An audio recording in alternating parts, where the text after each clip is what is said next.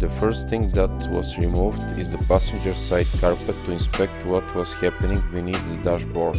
To my surprise, the damage was worse than expected. The electronics in the passenger footwell were flooded, along with other interior components. The heating unit under the dashboard was also entirely melted. The air ducts of the climate system were also melted, along with the airbag module and the gearbox selector. Slowly I started removing the damaged parts from the dashboard, beginning with glove compartment. Strangely, the passenger airbag didn't deploy.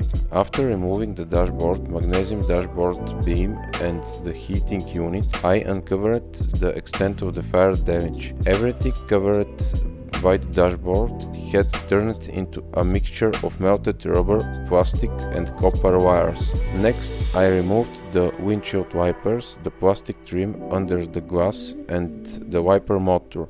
The wiring for the winter package, nozzle heaters and air quality sensor located around the plastic trim under the hood was also damaged. The front seats removal was a significant challenge. They were secured with 4 bolts to the floor, making removal very difficult because I was not able to move them forward and backward. Somehow I managed to disassemble the seats in place and manually powered the electric motors to move them. I made a short part list that I needed: the dashboard, the center console, glove compartment, driver covers, carpets, gear selector, airbag module, neck pro model sensor, navigation, HVAC controls, entire HVAC system, instrument cluster, main wiring harness, CD changer, buttons around the gear lever and many others. I've had no idea about damages under the car and whether it was even possible to restore it. Should I continue this project or it's time to give